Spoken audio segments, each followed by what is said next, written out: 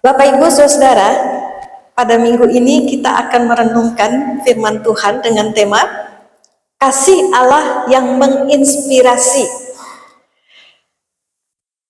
Mengawali renungan pada pagi hari ini, saya ingin mengajak Bapak Ibu Saudara semua melihat sebuah tayangan dari sebuah kisah nyata yang menginspirasi. Mari kita Tanggal 11 Maret saksikan. 10 tahun yang lalu terjadi gempa bumi 9 skala Richter di Sendai, Jepang.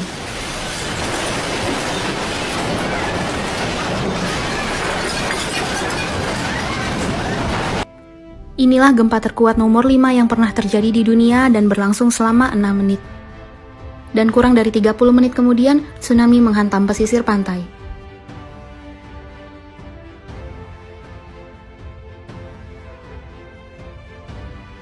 Lempengan Pasifik yang beradu di dasar lautan menyebabkan gempa, dan dorongannya menghasilkan tsunami yang bergerak 800 km per jam. Alarm peringatan tsunami dibunyikan. Warga sekitar hanya memiliki waktu kurang dari 30 menit untuk evakuasi. Tidak ada yang tahu seberapa tinggi gelombang tsunami yang datang, yang ternyata mencapai 14 meter.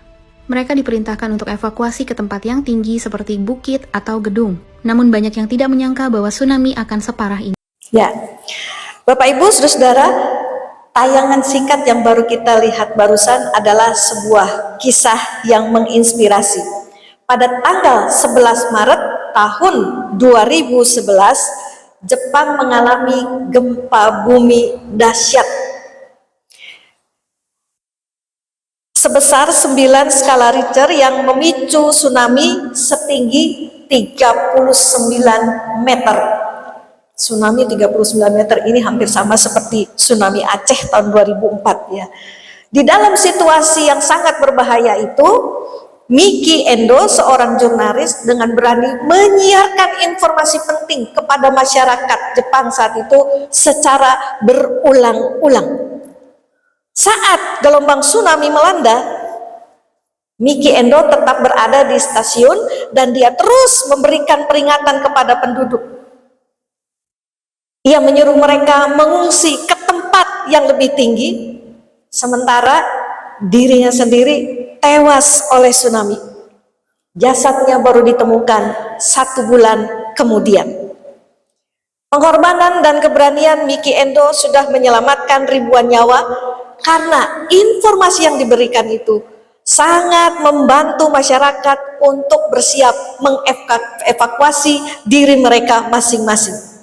Dan kisah Miki Endo ini menjadi sebuah kisah nyata yang menginspirasi tentang keberanian dan pengorbanan di dalam menghadapi bencana alam, khususnya untuk masyarakat negara Jepang. Bapak Ibu Saudara, ada banyak kisah inspirasi yang bisa kita lihat atau kita baca seperti kisah Miki Endo tadi. Namun, pernahkah kita berpikir bahwa kasih Kristus itu ternyata telah menginspirasi banyak orang di sepanjang masa. Dari sejak Kristus lahir sampai hari ini, bahkan sampai masa yang akan datang, kasih Kristus itu akan terus menginspirasi orang-orang berdosa yang berbuat jahat, yang tidak mempunyai moral yang baik, sehingga mereka menjadi orang-orang yang berubah menjadi lebih baik, berubah hidupnya menjadi berguna bagi sesamanya. Dan kasih Allah itu harus terus menginspirasi kehidupan manusia sepanjang zaman. Itu sebabnya kasih Allah itu harus terus diberitakan, khususnya oleh gerejanya. Dan kasih Allah itu diberitakan bukan hanya lewat kata, tapi juga harus lewat perbuatan. Karena kasih yang diungkapkan lewat perbuatan akan semakin kuat menginspirasi kehidupan banyak orang. Bagaimana kasih Allah itu dapat menginspirasi kehidupan manusia? Yang pertama, Bapak Ibu, kasih Allah itu menginspirasi karena kasih Allah itu ditunjukkan di tengah luka. Mengasihi di tengah luka. Bapak Ibu, di dalam Yohanes 13 ayat 34, Yesus memberikan perintah kepada murid-muridnya untuk saling mengasihi.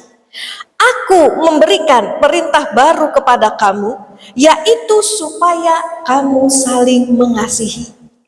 Sama seperti aku telah mengasihi kamu, demikian pula kamu harus saling mengasihi. Sebelum Tuhan Yesus memberikan perintah ini, ada peristiwa yang menyakitkan yang harus Yesus alami. Di dalam ayat sebelumnya, Yohanes 13 ayat 21, di situ dikatakan, setelah Yesus berkata demikian, ia sangat terharu lalu bersaksi, aku berkata kepadamu, sesungguhnya seorang di antara kamu akan menyerahkan aku. Siapa yang akan menyerahkan Yesus? Siapa yang akan mengkhianati Yesus? Yudas Iskariot. Bapak Ibu Saudara, perintah untuk saling mengasihi disampaikan oleh Tuhan Yesus setelah Yesus memberikan peringatannya kepada Yudas, murid yang akan menukar Yesus dengan 30 keping uang perak. Yesus terluka. Yesus menderita hatinya. Di tengah luka yang Yesus alami karena satu muridnya akan mengkhianatinya, Yesus justru memberi teladan kasih yang sejati kepada murid-murid yang lain. Itulah mengasihi di tengah luka. Mengasihi meskipun hati ini, tubuh ini terluka. Bapak Ibu Saudara, mengasihi di tengah luka itu adalah prinsip hidup yang tidak sesuai dengan cara pandang dunia. Ya, sudah tahu terluka, tapi masih mau mengasihi. Itu namanya, maaf, goblok, bukan kasih. Banyak orang punya prinsip, termasuk orang Kristen, mata ganti mata, gigi ganti gigi. Ari kita diawiti, gelang baik, ya. Bonggan ngawiti dikit, begitu kan yang sering kita katakan. Siapa suruh mengutik-ngutik saya dulu? Bapak Ibu Saudara-saudara, memang betul Tuhan itu tidak mengajar kita mengasihi tanpa mendidik, mengasihi tanpa disiplin, mengasihi tanpa memukul. Kasih juga memukul, tapi ada saatnya kita mesti belajar mengasihi di tengah luka. Mereka yang mengasihi di tengah luka justru seringkali jadi inspirasi bagi sesamanya. Tuhan sendiri tetap menunjukkan kasih-Nya, walaupun murid-muridnya ada yang meninggalkannya, ada yang menyangkalnya, bahkan ada yang mengkhianatinya. Kita lalu berkata, itu kan Tuhan Yesus, bukan saya. Ya, kalau Tuhan bisa begitu, saya masih lemah, saya masih dalam daging, saya tidak bisa. Siapa yang bilang tidak bisa? Henry J. Nouwen dalam bukunya The Wounded Healer, penyembuh yang terluka, mengajak kita berefleksi demikian. Apakah kita orang yang terluka, yang melukai kembali orang lain, atau kita orang terluka yang menolong orang lain untuk berpulih? Renungkan kata-kata ini, Bapak Ibu Saudara.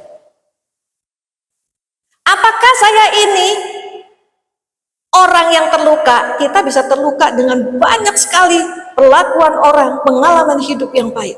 Saya terluka, tapi apakah saya kembali melukai orang lain?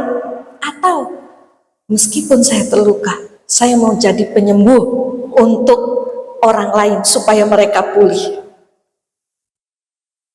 Seringkali saat kita terluka Bapak Ibu Saudara, kita ini berubah jadi pribadi yang keras, penuh kepahitan dan siap melukai orang-orang di sekitar kita dengan rasa benci dan dendam kita.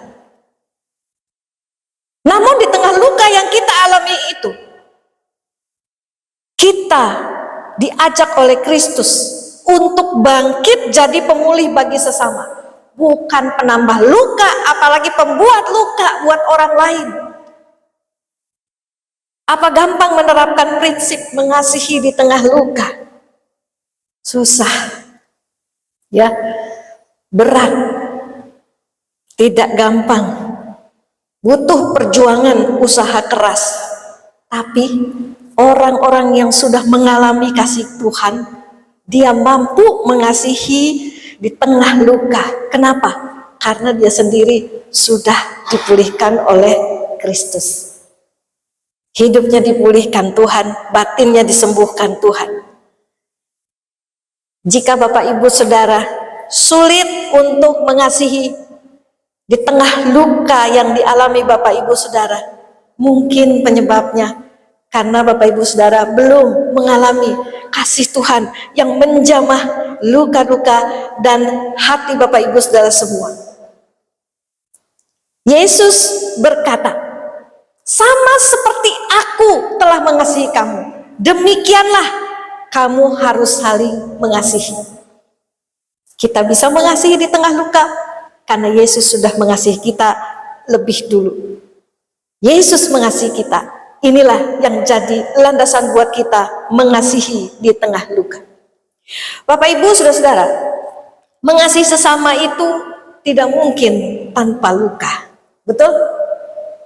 Nggak mungkin kita mengasihi orang lain lalu kita tidak terluka. Yang kita terima itu adalah respon yang terus-menerus baik dan menyenangkan. Itu tidak mungkin karena kita hidup di dalam dunia. Bapak Ibu yang sudah menikah, mudahkah mengasihi pasangan Bapak Ibu saat dia tidak bisa memahami kita, saat dia marah-marah pada kita, atau saat dia melakukan hal yang menyakitkan dan memalukan keluarga? Banyak istri dan suami yang mengasihi di tengah luka. Luka yang diperbuat oleh pasangannya yang berlaku kasar dan tidak menghargainya. Banyak orang tua yang mengasihi anak-anaknya di tengah luka. Luka yang diperbuat anak-anak yang tidak mendengarkan nasihat mereka sebagai orang tua. Sebagai saudara seiman, kadang kita satu sama lain pun harus belajar mengasihi di tengah luka. Kadang saudara seiman merugikan kita atau menyebarkan ujaran-ujaran kebencian dan juga fitnah. Padahal sama-sama satu gereja. Kita terluka, kita menderita, tapi kita harus tetap mendoakan dia supaya dia menyadari kesalahannya. Kita harus tetap berbuat baik agar dia tahu dan kenal kasih Kristus. Itulah mengasihi di tengah luka. Bapak Ibu Saudara, bagi kita yang rela mengasihi di tengah luka, untuk pertobatan orang-orang berdosa, untuk keutuhan rumah tangga kita, untuk kesatuan gereja kita, yakinlah Tuhan pasti menyertai dan memberkati hidup kita, supaya hidup kita ini semakin dapat menginspirasi sesama kita. Amin. Yang kedua, bagaimana kasih Allah dapat menginspirasi kehidupan umat manusia? Kasih Allah bisa menginspirasi karena menghancurkan tembok-tembok pemisah di antara manusia. Jadi kasih Allah itu tanpa tembok. Bapak Ibu Saudara, banyak orang termasuk orang Kristen hanya mau bergaul dengan orang-orang dalam tipe kalangan sendiri yang selevel, yang sefrekuensi dengan dirinya. Maka jangan heran kalau ada orang-orang Kristen tertentu hanya mau bergabung dengan satu suku saja atau satu kelas sosialnya saja. Bapak Ibu Saudara, jika demikian adanya, sikap orang-orang Kristen, maka itu bukan kasih Allah. Kasih Allah yang menginspirasi itu adalah kasih tanpa tembok. Tuhan Yesus sendiri meruntuhkan, menghancurkan tembok yang menjadi penghalang antara hubungan Allah dengan manusia dan hubungan antara manusia dengan sesamanya. Orang Yahudi itu menganggap diri mereka itu spesial, luar biasa. Kami umat pilihan Allah yang kudus. Kami ini kelas 1, ya. Kami ini bukan seperti yang lainnya. Karena itu mereka tidak mau bergaul dengan orang non-Yahudi. Yang bukan Yahudi itu kafir, najis, haram. Ya, sudah kafir, najis, haram pula. Tapi Tuhan justru memerintahkan Petrus membaptis Kornelius yang bukan orang Yahudi agar masuk di dalam lingkungan umat Allah. Kasih Allah itu menginspirasi karena dinyatakan bukan hanya kepada satu bangsa saja, tapi juga kepada banyak suku bangsa. Tidak peduli kaya ataupun miskin. Jadi Bapak Ibu Saudara, di gereja, hamba Tuhan, majelis, para pengurus-pengurus aktivisnya akan menjadi orang-orang yang bisa menginspirasi umatnya kalau mereka mau belajar untuk menghargai perbedaan, meruntuhkan tembok-tembok yang seringkali membuat sesama satu sama lain tidak bisa saling mengasihi. Bapak Ibu, kalau kita melihat sejarah GKI itu semula adalah anggota gereja dengan anggota jemaat suku Tionghoa. Pendirinya orang Tionghoa, jemaatnya juga orang-orang Tionghoa. Sebab itu dulu GKI itu namanya adalah Tionghoa Kitok Kau Hue. Ya, itu GKI. Pada satu masa, Tionghoa Kitok Kau Hue menyadari bahwa mereka ini ada di Indonesia. Panggilan mereka ini bukan hanya untuk masyarakat Tionghoa, tapi juga untuk masyarakat Indonesia. Kasih Allah itu harus menyentuh, menginspirasi masyarakat Tionghoa, tapi juga menginspirasi berbagai suku bangsa di Indonesia. Sebab itu dengan kesadaran ini lahirlah sebuah visi baru, menjangkau jiwa-jiwa baru dari luar suku Tionghoa. Maka muncullah GKI, Gereja Kristen Indonesia, sebagai perpanjangan kasih Allah yang menginspirasi masyarakat Indonesia. Maka kalau Bapak Ibu beribadah pada jemaat GKI di non priangan yang tidak berbahasa Mandarin, Bapak Ibu akan melihat beberapa suku beribadah di GKI. Ada Jawa, Batak, Sunda, ya, Ambon, Manado, Nias, Toraja, Papua, dan lain sebagainya. Semua beribadah dengan begitu indah, ya. Dalam satu kebaktian, berbagai suku di Indonesia bisa beribadah bersama-sama, saling mengasihi satu sama lain. Itu sangat indah sekali. Itulah kasih Allah yang menginspirasi. Dan semua itu terjadi ketika kita mau belajar untuk menghancurkan tembok-tembok pemisah yang seringkali membuat kita tidak bisa saling mengasihi satu sama lain.